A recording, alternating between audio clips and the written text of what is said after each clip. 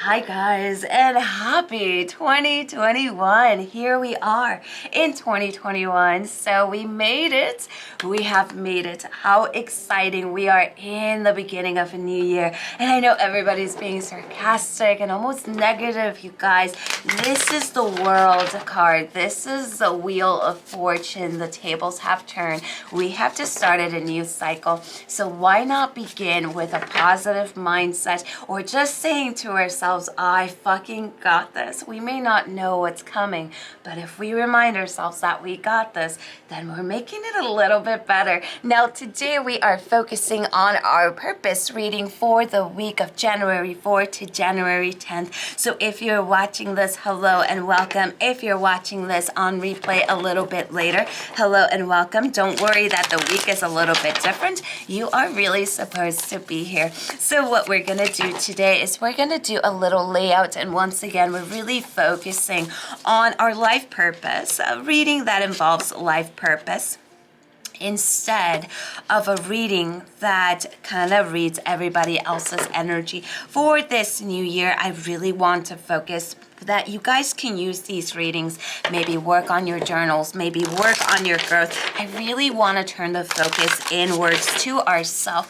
You're going to notice the shift as well in the workshops that we will be offering in 2021, as I want to really focus on our growth rather than everybody else's energy. I know we are always wanting to know who's doing what and stuff, but I feel like 2021 is definitely going to be a year of growth. So the more energy we bring into ourselves, the more growth we will see. So there we go.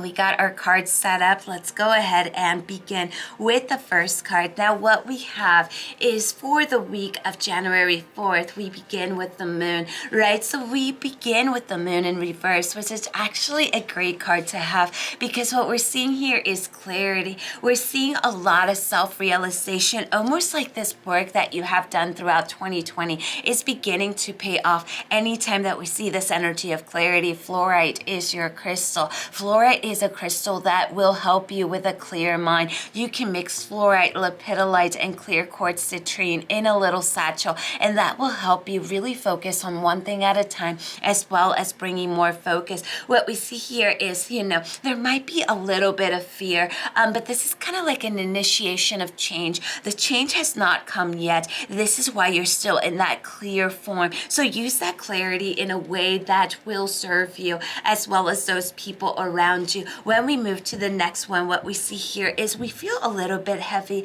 and we do see a lot of nostalgia around this time, around the holidays. So do not shut down your vulnerability. Do not feel like you have to stand there with a smile on your face.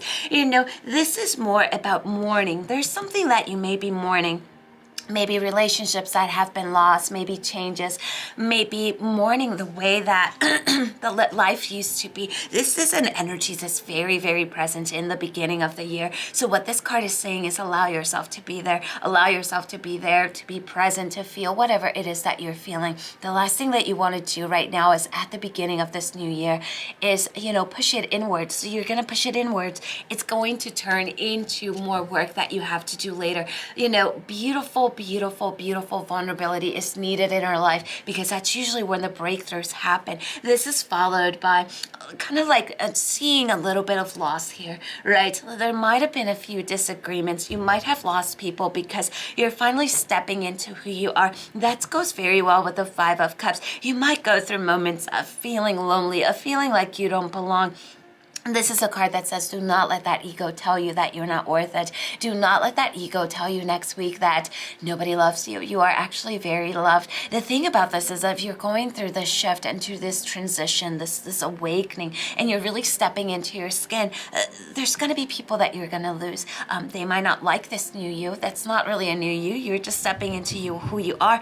There might be a lot of disagreements because right now people are on edge. Do not see these things based on your worth. See these things as things that are clearing out of your way in order for new things to come through. Okay, as painful as this may be, just don't try to run from it. There is so much beauty and lessons in our own discomfort, but we're programmed to believe that discomfort is just an awful thing. We need that discomfort. We need that vulnerability. That is where courage is born, right? So that's your spiritual muscles. Now, when we take a look at the last card of the tarot, what we're seeing is the beautiful Queen of Wands. The Queen of Wands may embody this authenticity. It's really time for you to be more your authentic self. Work with that self-acceptance. Work with your affirmations. Work with your confidence. This is the kind of card to me that has always said, whatever you throw at me, I'm so slippery that it goes back to you. Do not hang on to other people's ideas of you. This is time for you to really step in. Try not to surround yourself with arrogant energy right now. Because we see a lot of sensitivity, and this is perfect for the beginning of the year. Now let's go ahead and take a look at our next row. What we see here is the energy of the Phoenix, the rising of the Phoenix. So start empowering yourself. Empowering yourself may begin by setting up a meditation routine in your life. It may be setting up a time where you cleanse your energy, some you time. It's really time to empower that inner knowledge that is within you. Working with fire activations bring creative and spiritual freedom. This has a lot to do with the Queen of Wands, who is also the Queen of Fire. So seeing this situation that we have here with the fire, we're kind of being very guided to work with our internal energy rather than our external energy. What we see here is the energy of the squirrel. Make sure that you start off this week by maintenance, by giving yourself the spiritual maintenance. Maybe not checking your social media first thing in the morning with one eye open. Allow yourself to fully wake up. Allow yourself to pick and choose when you're going to put what energy into where. Be your own caretaker. It's time for us to really empower ourselves, and that involves me doing the choices or making my own choices as when I want to deal with this person and when I don't want to deal with this person, when I'm ready to answer this and when I'm not ready to answer this. We're followed by the tiger, which is trusting the ebb and flow, the divine timing. Good things come to those who wait. So patience plays a major role, and I believe that patience will play a major role throughout this coming year. Be patient with yourself. The gardens don't bloom overnight, and neither do we. Get out of that lacking mentality and just know that you're blooming. You don't see it, but we all see it, right? Now the crane, this is surrender. Patience and surrender go hand in hand. Beautiful, because this is all about letting go of limiting beliefs. So be as expansive in your thoughts as you are in your soul, right? So not focusing on what I lack. And every time that I feel that lacking mentality, I will change. I will work with an affirmation. I will say to my ego, not now, dude. Not now, right? Now over here, we have the energy of the universe. So the universe is speaking to you right now. If you are open to it, you'll notice the universe is whispering truth and love via signs, symbols to you in every moment. So existence speaks in a subtle language. Pay attention with your awareness today, and you'll see the subtle ways the universe is always reminding you that you are on the right path. You are creating a remarkable life, and please know that the universe is proud of you. Today's practice, this week's practice, is look around you and decide that this is a friendly, loving universe. Extra universe points. Share that magic with someone who may truly need it. Create some affirmations. Trust the ebb and flow. Once again, in my native roots, this is what we call not the universe, but the river medicine. The ebb and flow of the river. You either go with the flow of the water, or you're hanging on to the branch on the side and swallowing water. Let go. Everything will be okay, right? So we see the crane as well as that surrender energy. All of these cards are merging, so beautiful. Now over here, we see the warrior goddess. I love that we start the energy, the year with this particular card. Now what I want you to do is repeat after me. All of my power is in the present moment, right? Own your worth and power in here and now, and that is all there is to it. You are not who you were 5 years ago or 5 minutes ago. All of your power is here and now. You are a warrior goddess or god, and some part of you is ready to transform. You want to trust the process, step up and into your power. Now is the time. The world truly, truly needs your light. Stop hiding, right? The world is needing your light, your wisdom, and your empowerment. Do something this week that the future will say thank you for. As you can see, my goodness, you guys feel that? What a wonderful reading that we start off the week.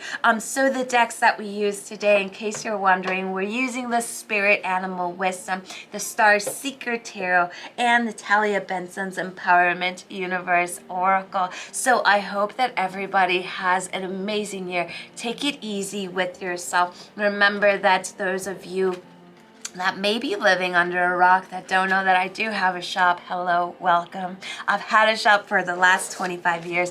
I've given reading for 25 years. So you can head on to lightwitchtarotshop.com, schedule your readings, get your curandera candles, and just hang around, look around, let your energy guide you to see what you need. The shop is very intuitive based, so it's basically meant for you to find what you need instead of asking other people, what do I need? Now, when we take a look at readings, this is a question I get a lot. Why such a long wait? Right now, we do have a long wait of 6 months. We're scheduling readings for almost July now. It is because I keep my readings at a good price so everyone affords them. I've been doing readings long enough that if I wanted to yank up the price $80 more, I really could, and their quality is worth more than that. I do keep my readings at a lower price because I do have a humble heart and I do see readings as a necessity. Now keep in mind that people book me years in advance for certain dates and that I have people coming in for readings every day. I do 10 readings a day for 6 days, so that's 60 readings a week. There is no space where I can bring you in and sneak you in because I'm also a mother. And I'm also running the other parts of the shop. Hence, we have a very small shop. So if you receive your date or if you're going to schedule a reading, just keep in mind that your schedule is going to be right now in January, right now, June or July. Okay, so as my thousands of customers will tell you, it is worth the wait. Just keeping in mind, because I know a lot of you think that we're going to do it next week.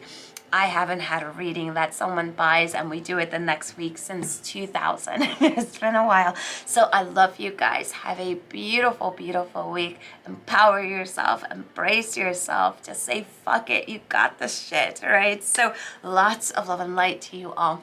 I love you and blessed be. Bye-bye.